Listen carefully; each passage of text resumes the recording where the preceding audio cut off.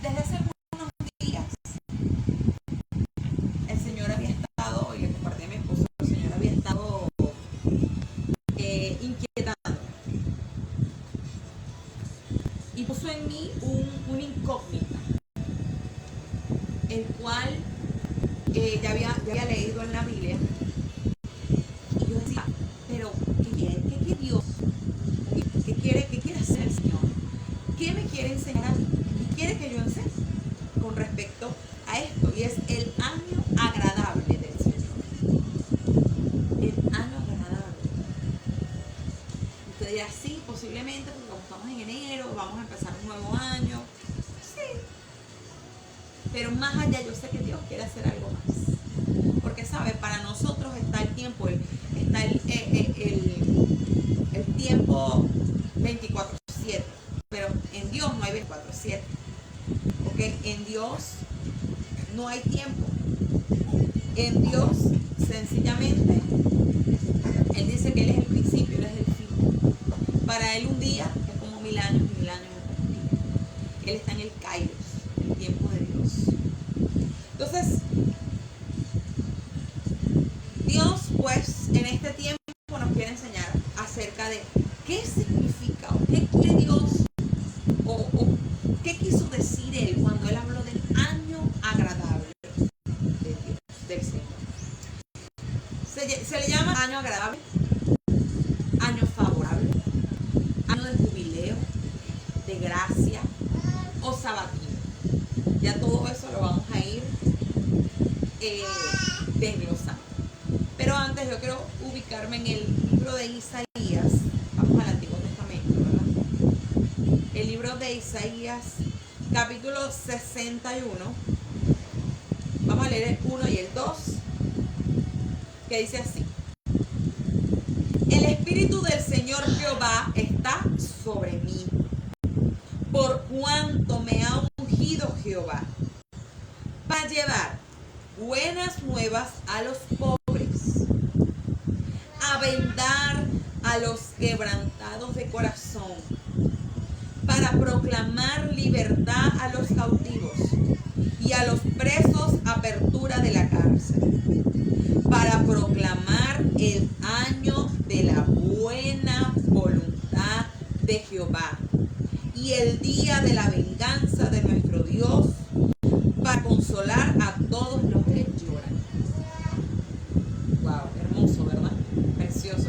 Y si leemos todo el capítulo 61, nos encontramos con cantidad de detalles que el Señor acá le muestra a Isaías. ¿Quién era Isaías? Isaías era un profeta del Señor. El profeta era el que recibía el mensaje de Dios, la instrucción de Dios, y él se encargaba de manifestar al pueblo. En este caso, cuando leemos el Isaías 61, nos encontramos con algo muy particular.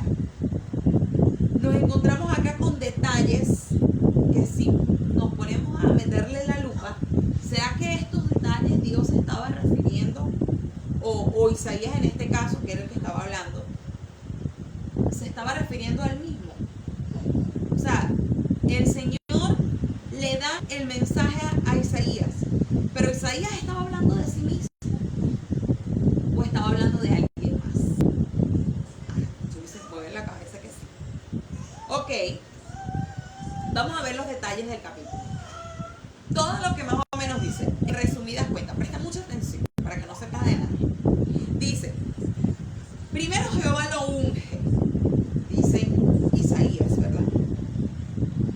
Luego lo envía ¿a qué? A predicar. Lo envía a predicar.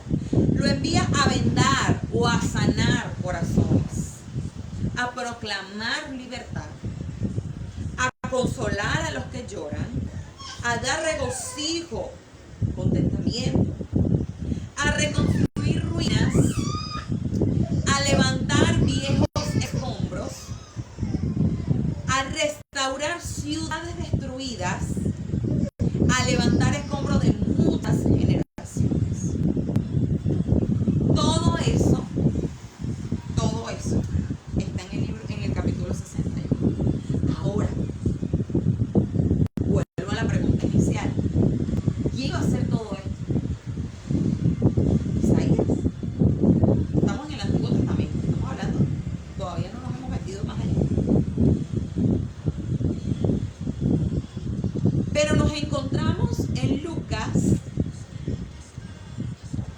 ya Nuevo Testamento. Lucas capítulo 4, verso 9.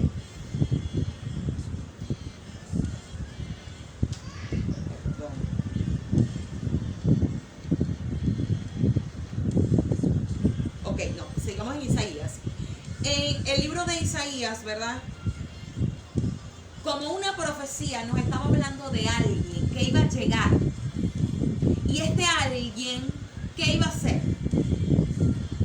¿Qué iba a hacer este alguien? Iba a predicar, iba a ser un ungido, iba a predicar, iba a sanar los corazones, a proclamar la libertad, a reconstruir las ruinas, no solo de las ciudades, sino de las generaciones. Alguien. Isaías no estaba hablando de sí mismo, él estaba hablando de otra persona. Y esa otra persona fue nada más y nada menos que nuestro Señor Jesús. Cuando Jesús viene a la tierra, su trabajo principalmente fue todo lo que nos menciona el libro de Isaías, todo lo que profetizó el profeta Isaías. Jesús vino a predicar, Jesús vino a sanar, Jesús vino a consolar, Jesús vino a reconstruir lo que se había destruido en un momento, lo que el pecado y la insistencia pues humana nos ha dejado, ¿ok? Porque eso se aplicó para ese tiempo y también para ahí, ¿ok? Entonces, Jesús, en su infinita y maravillosa misericordia, nos mostró su amor a través de su obra en la tierra. El versículo 6 del mismo Isaías 61, es un mensaje que le da a la iglesia en general. ¿Quién es la iglesia? La iglesia somos nosotros. La iglesia no es una estructura. La iglesia somos nosotros mismos. Y dice el versículo 6, sobre tus muros, oh Jerusalén, he puesto guardias todo el día, para que no callaran jamás. Nosotros estamos llamados ¿a qué? A no callar. Desde el versículo 6 en adelante, desde el versículo 6 del 61, del capítulo 61, en adelante, él comienza a hablarle a la iglesia. Él comienza a dar un mensaje a la iglesia. Del versículo 1 al versículo 5, él está hablando de lo que Jesús iba a hacer. Pero a partir del 6 es un mensaje para nosotros como iglesia. Dice, mas vosotros seréis llamados sacerdotes de Jehová, ministros de nuestro Dios seréis llamados. Comeréis de las riquezas de las naciones y con su gloria adoraréis. Por cuanto vuestra vergüenza fue doble, y ellos se regocijarán diciendo, la confusión es su herencia. Por eso también sus tierras poseerán doble honra y tendrán perpetuo gozo. Y ahí empieza a describir una cantidad de cosas que nosotros, los beneficios que nosotros tendríamos al Jesús llegar, al Jesús hacer su obra. Inmediatamente la iglesia, sus hijos, su cuerpo, como la Biblia lo describe, iba a contraer beneficios, iba a obtener beneficios. Pero estos beneficios no iban a ser, según mi interpretación, no son beneficios que vamos a tener aquí en la tierra. No. Él está hablando de beneficios que vamos a tener en los cielos, allá, donde ya no va a haber vergüenza, no va a haber dolor. Dice, y la descendencia de ellos será conocida entre las naciones y su renuevo en medio de los pueblos. Cantidad de promesas el Señor nos da. Jesús luego menciona en el Nuevo Testamento esta profecía y les dice a todos los que estaban presentes en ese lugar, les dice, ustedes están siendo testigos de este cumplimiento. Ellos eran testigos de lo que ya se había dicho, pero todavía ellos no lo creían. Jesús tuvo que citar al profeta Isaías y decirles: ustedes están siendo testigos de este cumplimiento.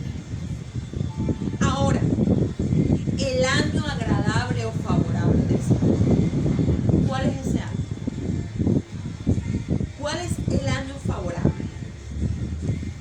Leo textualmente, dice: el año favorable es de forma literal, se refiere al año del jubileo mencionado en Levítico 25. Cuando leemos Levítico 25, nos habla de un año. Si recuerdan, en la antigüedad se practicaba lo que era el día de reposo. ¿Qué se hacía el día de reposo?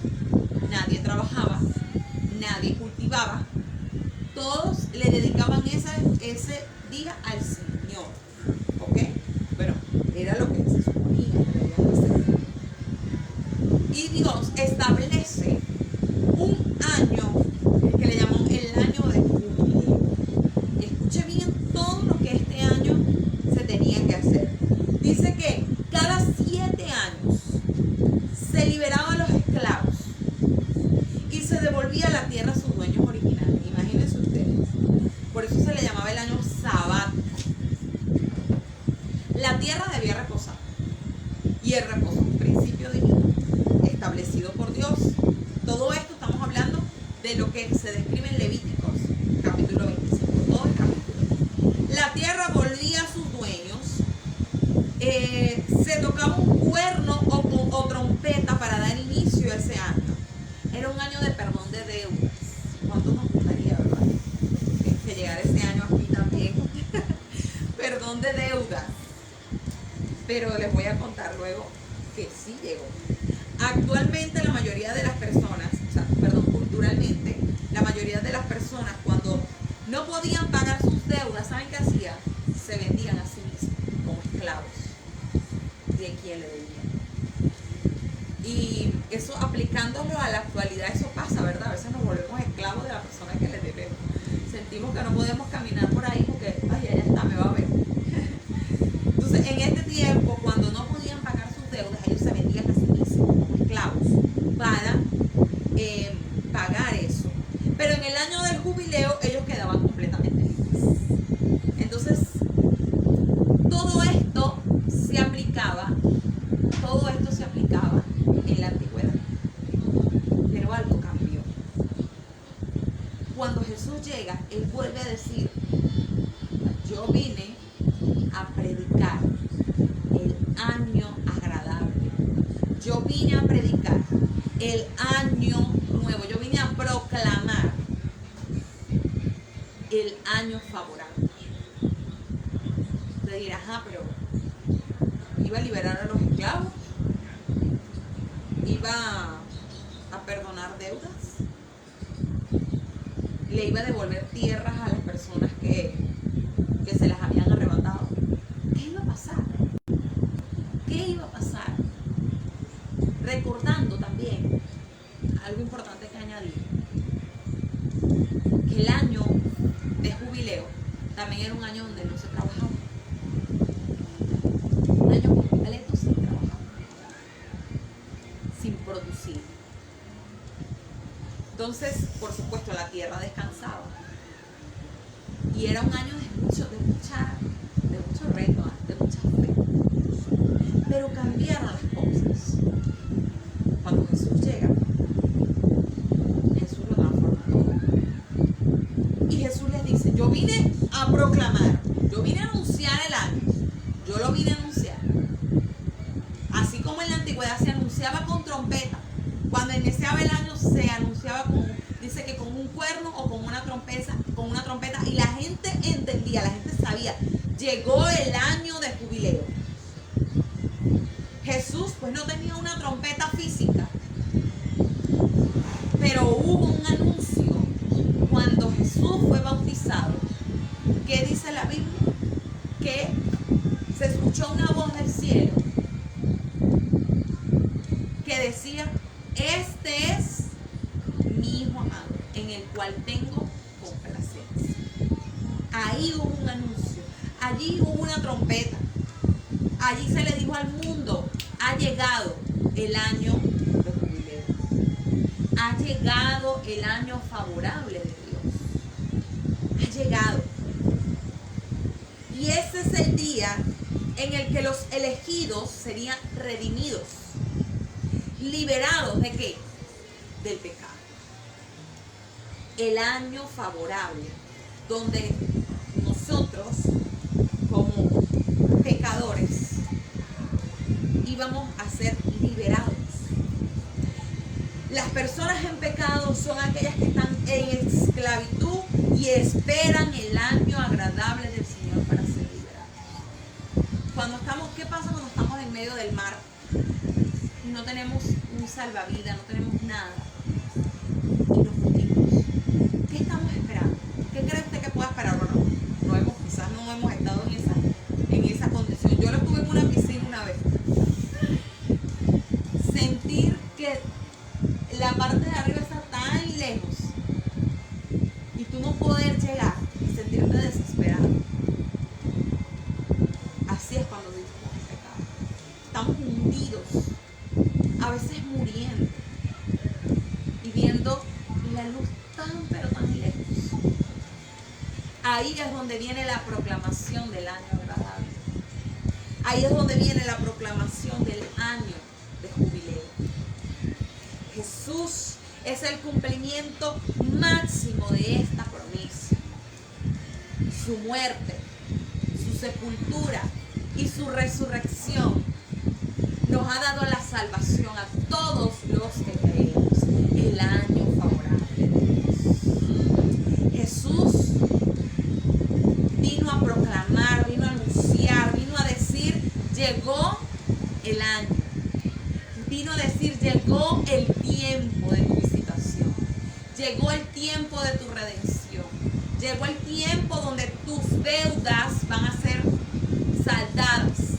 Llegó el tiempo donde tu pecado va a ser limpiado. Llegó el tiempo donde gratuitamente, sin necesidad de hacer nada, usted no va a hacer nada, porque Dios se va a encargar de todo. Dios lo va a hacer. El año agradable o favorable del Señor también quiere decir, en primer lugar, el año del perdón, el año de la libertad, donde me libero de una deuda. Y esto es algo que debemos entender. No solo me estoy liberando yo de una deuda, sino que libero a otros. Y usted dirá: ay, hermana, pero entonces los que nos deben tenemos que perdonarle las deudas. No en un sentido literal, sino espiritual. Porque muchas veces nosotros tenemos odio, rabia, rencor en contra de otras personas. Y el Señor nos pide, así como, y lo dijo Jesús en su oración modelo: perdónanos así como nosotros hemos perdonado a los que nos ofenden.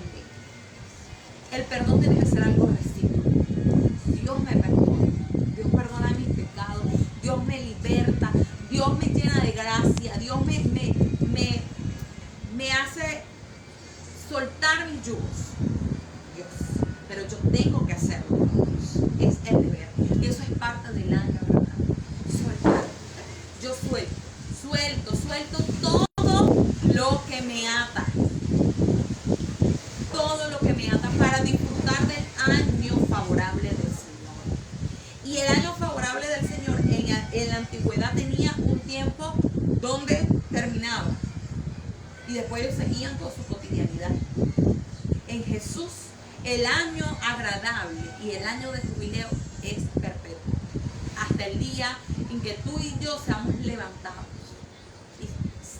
y nos vayamos con el Señor. Bien sea que muramos o bien sea que Cristo venga por nosotros.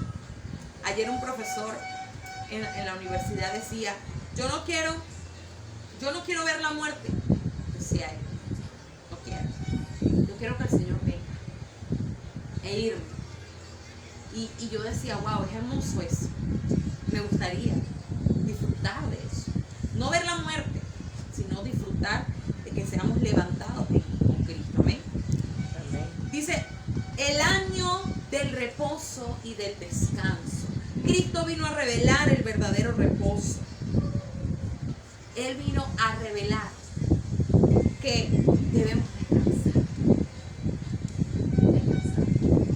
¿En qué? En Él. Y dice Mateo 11, 28. Dice, venid a mí, todos los que estén fatigados y cansados, y yo, hablando Jesús, los haré descansar.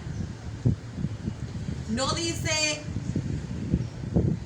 él o el otro, dice yo, hablando Jesús. ¿A quién debemos buscar para descansar? A Jesús. Y no estoy hablando de un descanso de dormir, ¿no? No, estoy hablando de ese cansancio que muchas veces tenemos dentro, esa carga, eso que no nos deja ni vivir, que nos impide dormir, donde pasamos todo nuestro día en vez de estar enfocados en Él, en agradarle, en glorificarle, en vivir. Estamos con nuestras mentes. Jesús vino a decirlo, llegó el año del reposo, llegó el año del descanso, llegó el año donde tú vas a tomar todas tus cargas y me las vas a dar a mí, que yo me voy a encargar, yo las voy a llevar, yo te voy a hacer sentir como un bebé. ¿Qué preocupación tiene un bebé? Ninguna, ¿verdad que no? La única preocupación de Samuel Adrián es que su mamá le dé su alimento. Más nada, esa es su única preocupación. Pero ellos no están preocupados que el dólar, que la comida, que el mercado, que si se montó este, se bajó este, que cuánto viene aquella, que cuándo no viene. Y ellos no están pensando en eso. Ellos es dormir y comer. Porque ellos están confiados en qué? En sus padres. Hace algún tiempo mi esposo decía, él reflexionaba, íbamos en una camioneta de pasajeros. Nuestro hijo Emanuel estaba un poco más pequeño, no teníamos al bebé. Y él se queda viendo a Emanuel, que él va ahí montado encima de nosotros dormido. Y él dice, wow, mami, qué tremendo, ¿no? Que él no tiene una preocupación. Él dice, yo me monto aquí y no sé para dónde voy, pero sé que estoy seguro, porque estoy con mi papá, porque estoy con mi mamá. Sé que nada me va a pasar siempre que esté con ella. Y si lo llevamos al ámbito espiritual, por eso el Señor quiere que nosotros seamos como niños. Seamos como esos niños que confían en su papá, que no les importa para dónde van, no les va a importar el día de mañana, porque ya su padre tiene planeado su día de mañana. Personas niños que no les importa qué van a comer, qué van a vestir. Usted no va a ver un niño de 3, 4 años decir, mamá, ¿y cuándo vamos a hacer mercado? No, ellos lo que van a decir es, tengo hambre. Dame de comer. Entonces, así debemos, Dios quiere que nosotros seamos así con Él, que lo veamos como un papá. Ani, ¿tú y yo no tenemos papá? Yo tampoco. Mi padre partió hace 3 años. Mi esposo también, su papá partió hace 7 años. Pero hoy nosotros podemos decir, tenemos un papá que nos provee, un papá que nos ayuda, un papá que no nos deja, que nunca nos deja, que nos escucha, que Él sabe de qué tenemos necesidad, lo dice la Biblia. Yo sé de qué tienen ustedes necesidad, yo lo sé. Y un papá que tiene nuestra vida planeada, porque dice, los planes que yo tengo para ustedes son planes de bien y no de mal. O sea, es un papá tan planificado, un papá tan estructurado, un papá lleno de virtud. beneficios para nosotros, por supuesto. Pero todo esto se activa cuando tú y yo le reconocemos en la vida. Cuando tú y yo le decimos, sí, tú eres mi padre y yo voy a depender de ti y yo te voy a obedecer a ti. No es que yo voy a hacer lo que yo quiera. Como leía algo por ahí ayer, un meme en internet que decía, digo una mentira que todo el mundo cree que es verdad. Y sale cantidad de comentarios y en una de esas dice,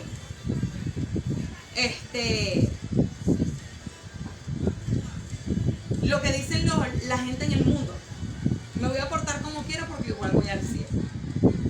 Cuando eso es una mentira total. Es una mentira total. No es que yo voy a hacer lo que yo quiera, voy a vivir como yo quiera, pero igual voy al cielo. Mentira, eso es mentira de quién, eso es mentira del diablo. Usted no va a hacer lo que usted quiera en el mundo de usted. Es como todo. Usted es un hijo que se ha portado mal y usted cree que lo van a beneficiar. Que ha rechazado a sus padres, que los ha maldecido. ¿Y usted cree que va a obtener beneficio? Por supuesto que no. Entonces así mismo es Dios.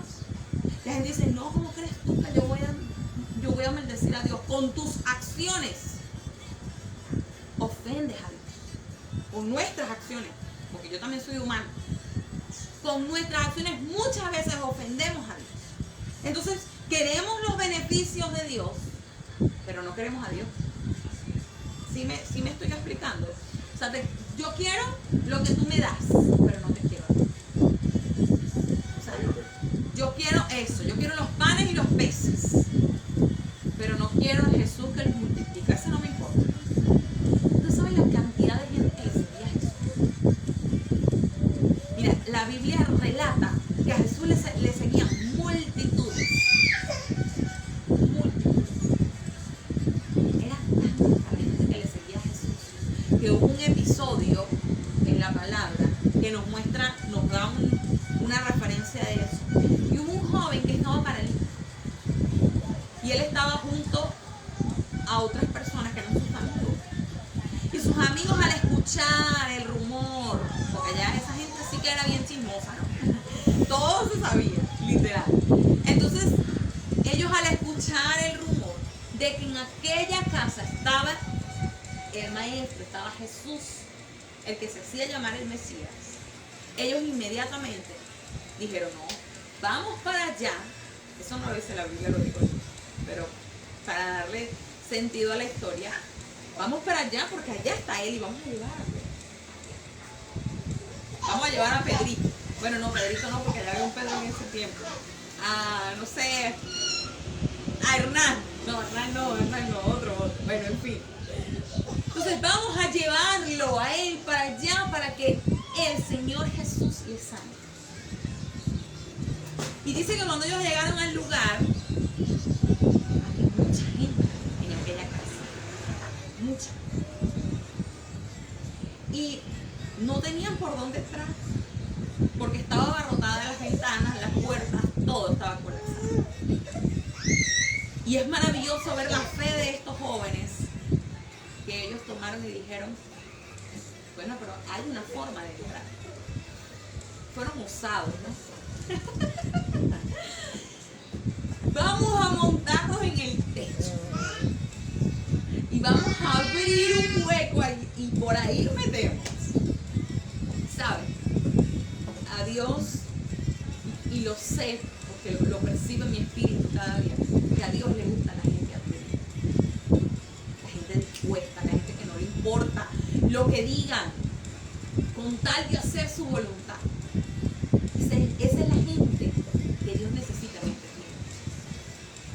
En el año de jubileo. Estamos en el año de jubileo. Y es un año, como les dije, perpetuo. No son 12 meses, es perpetuo. Entonces estos muchachos agarraron y abrieron un hueco y metieron al joven. Y ese joven fue sanado en ese momento. Entonces, eso nos muestra que había mucha gente el caso de la mujer del flujo de sangre. ¿Qué pasó con esa mujer? Se tuvo que arrastrar porque es que la gente no la dejaba, la gente la apretaba. Y dice que era tanta gente la que tocaba a Jesús que cuando la mujer lo tocó dijo, ya va, ¿quién me ha tocado? Y los discípulos, ¿qué le dijeron? Solamente lo que tocó fue un poquito de su Un pedacito, es el borde. Y los discípulos le dicen, Señor, pero ¿cómo tú vas a preguntar eso? ¿Cómo vas a decir quién te ha tocado si mira la cantidad de gente que hay aquí? Mucha gente, cualquiera te pudo haber tocado. Pero Jesús identificó y dijo, no, alguien me ha tocado de una manera diferente. Porque poder ha salido de mí. Poder salió de él. Entonces, nos muestra nuevamente otra persona arriesgada. Y también es un reflejo de la cantidad de gente que a Jesús le seguía. Pero ¿saben una cosa? Cuando Jesús fue aprendido, fue puesto en cautiverio para llevarlo a la cruz, Jesús estuvo solo. Jesús estuvo solo. Entonces, hay mucho. Jesús necesita. Yo te aseguro que por lo menos en este lugar hoy hubiese alguien aquí que estuviera haciendo milagros. Traigan a paralíticos, a no sé qué, al otro. La gente, es como que verán. Porque Dios está buscando, la gente está buscando el Dios de los beneficios. ¿Qué me vas a dar? ¿Qué me vas a ofrecer? ¿Cuánto hay para eso? ¿Verdad? Y más a los venezolanos, ¿cómo nos gusta que nos den? ¿Verdad que sí? No nos metamos por ahí. Entonces, el año de descanso, el año de reposo. Entonces tenemos el primero que es el año del perdón, de la libertad. Luego tenemos el año de descanso, descanso emocional, descanso espiritual. Pero también tenemos el año de provisión. Como les dije hace un momento, en el año de jubileo nadie trabajaba. No había trabajo. Y dice que el año de reposo, sabatino o de jubileo, los llevaba a confiar en Dios, porque en ese año debían darle reposo a la tierra y ellos vivían de la tierra. No laboraban. Entonces allí ellos tenían que aplicar ¿qué? La fe. Saben que esto me recuerda mucho, y yo sé que a ustedes también les va a llevar al año de la pandemia. ¿Qué pasó en pandemia? No podíamos salir. Nadie podía salir, nadie trabajó, era un miedo total.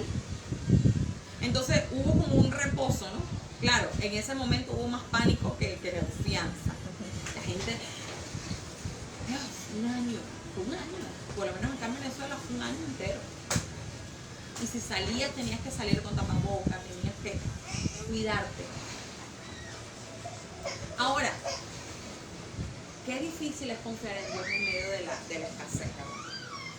Qué difícil es confiar en Dios cuando no tenemos nada. Es fácil glorificar a Dios cuando lo tenemos todo.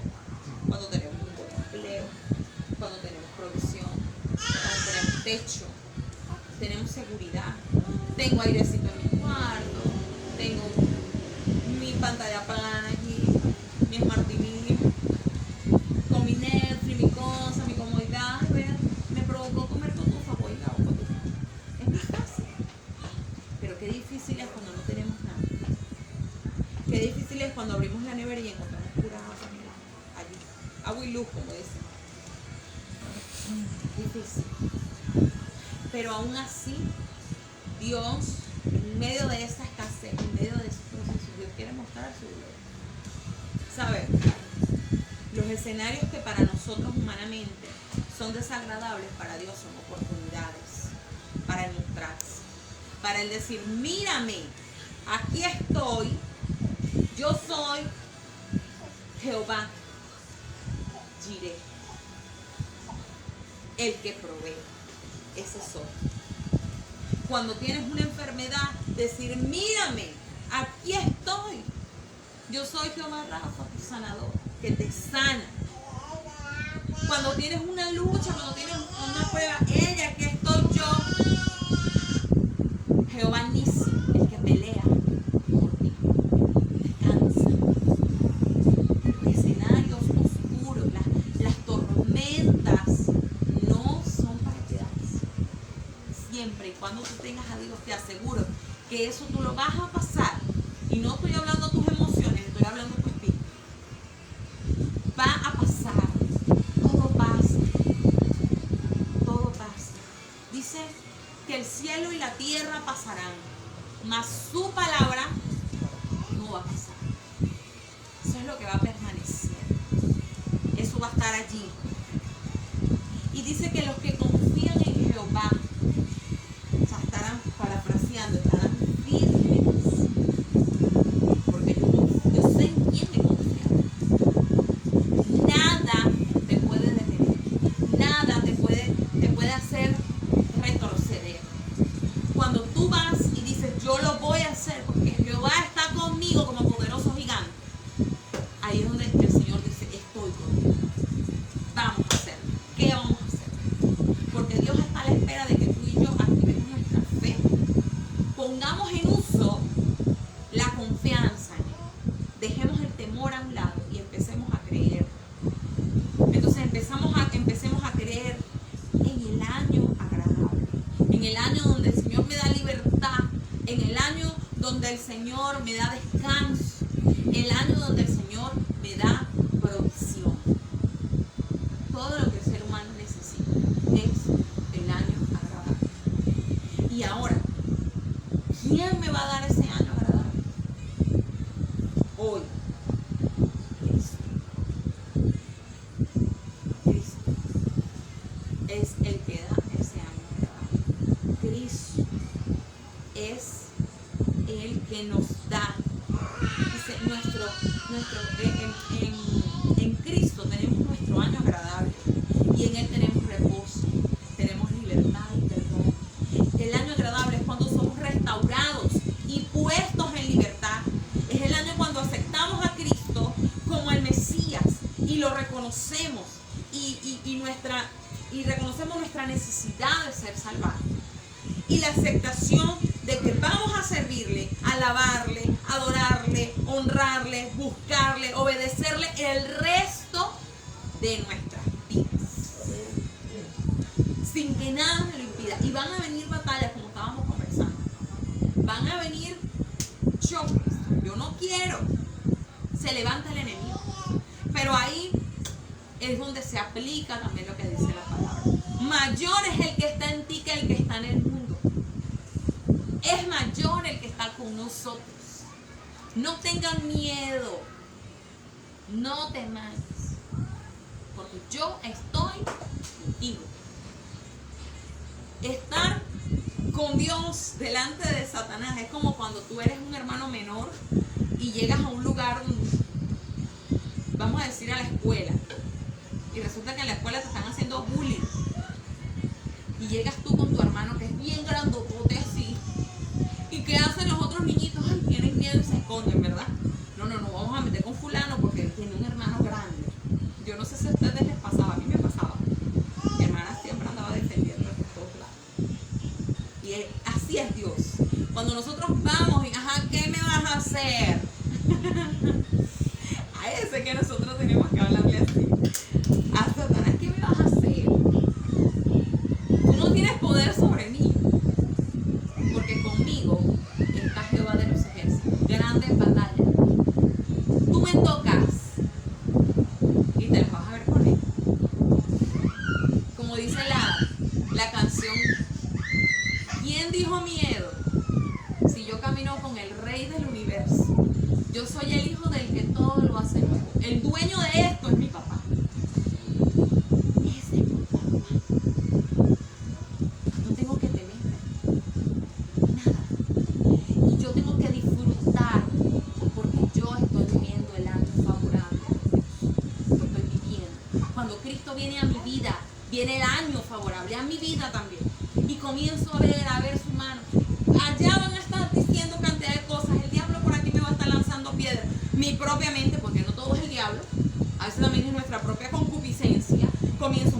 pasó? Y ese carro, la cosa, ay, la cervecita, no te la vas a echar. Y nuestra propia concupiscencia, nuestros propios deseos.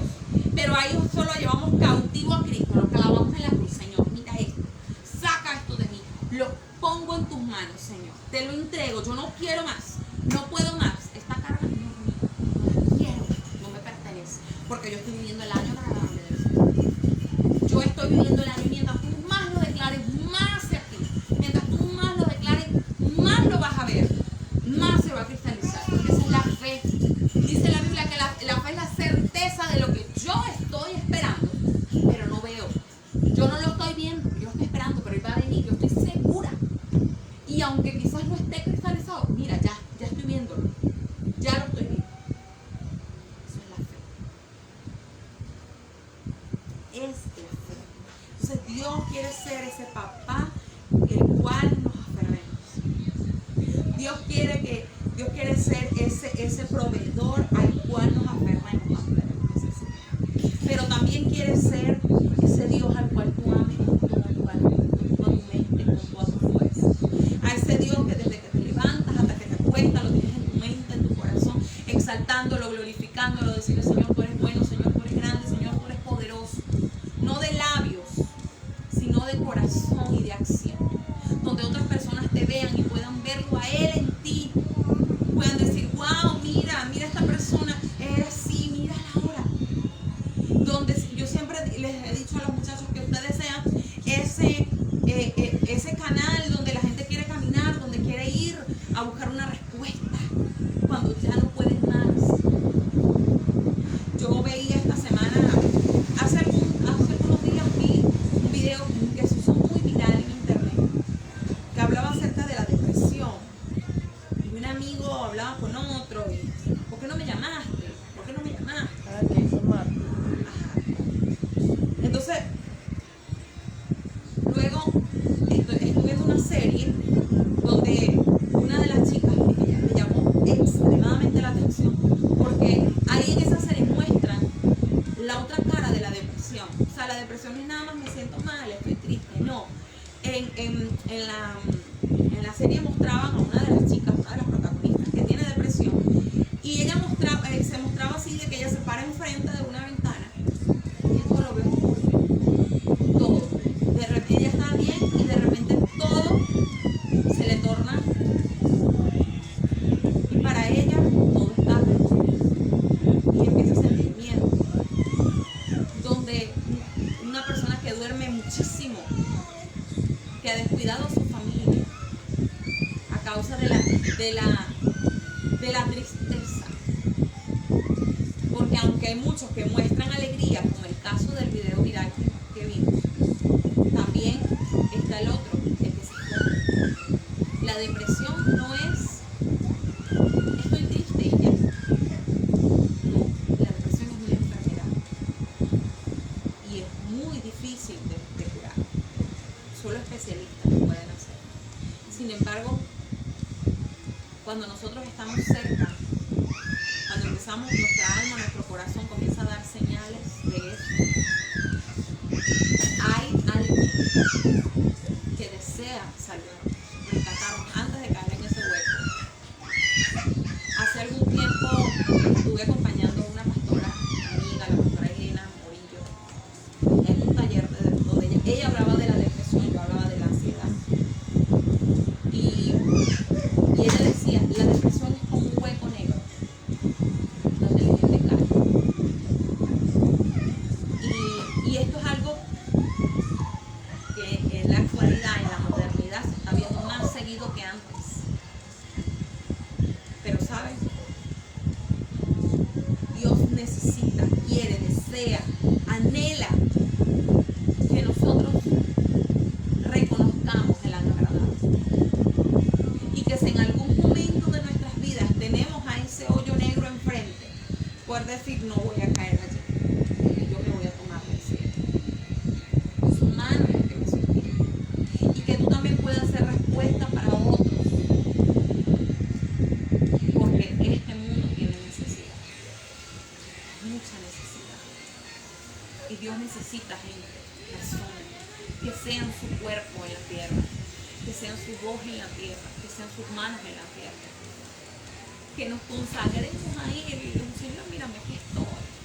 Como dice la canción, no vengo a pedir, no vengo a buscar, solo vengo a darte, Señor.